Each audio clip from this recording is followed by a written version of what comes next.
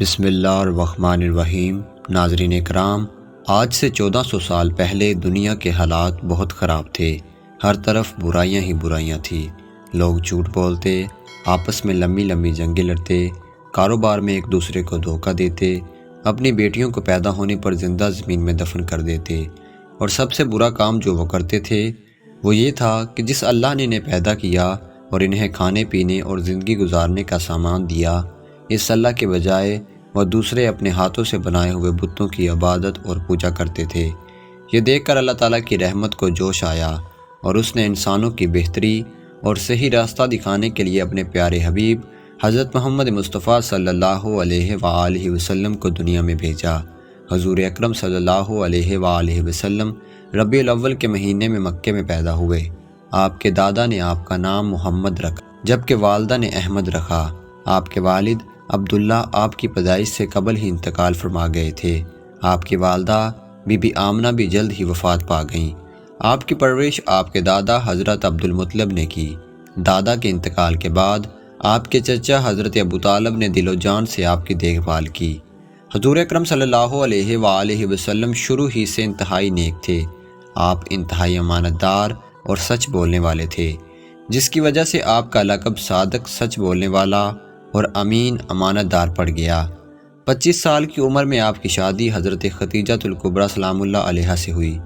حضرت محمد مصطفیٰ صلی اللہ علیہ وآلہ وسلم اکثر پہاڑوں پر چلے جاتے اور اللہ کی عبادت کرتے، کیونکہ آپ کو شروع ہی سے بتوں کی عبادت سے سخت نفرت تھی۔ 40 سال کی عمر میں جب ایک مرتبہ آپ غار حرا میں اللہ کی عبادت میں مصروف تھے، اللہ کے برگزیدہ فرشتے حضرت جبرائیل علیہ السلام وہاں حاضر ہوئے اور آپ کو قرآن پڑھایا۔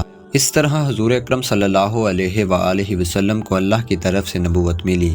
اس کے بعد حضرت محمد مصطفیٰ صلی اللہ علیہ وآلہ وسلم واپس مکہ تشریف لے گئے اور سب لوگوں کو اسلام کی دعوت دی۔ انہیں بتایا کہ اللہ ایک ہے، اس کے علاوہ کسی کی عبادت نہ کرو، نماز پڑھو، روزہ رکھو اور اللہ کے راستے میں اپنا مال خرچ کرو۔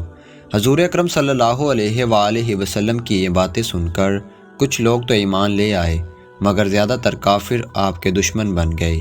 انہوں نے آپ کو بہت ستایا، آپ کے ساتھیوں کو تکلیفیں دیں، مگر آپ اور آپ کے صحابیوں نے اس کی کچھ پرواہ نہ کی اور اسلام کی دعوت پہنچاتے رہے۔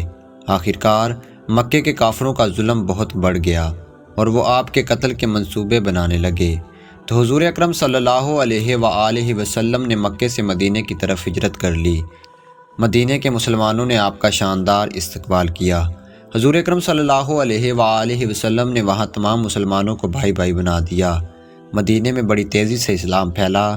اس کے ساتھ ساتھ دوسرے قبیلوں اور آبادیوں میں بھی لوگوں نے اسلام قبول کرنا شروع کر دیا۔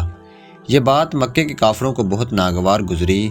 انہوں نے 1000 سپاہیوں کے لشکر کے ساتھ مسلمانوں پر حملہ کر دیا۔ مسلمانوں نے اس حملے کا بھرپور جواب دیا اور جنگ جیت لی۔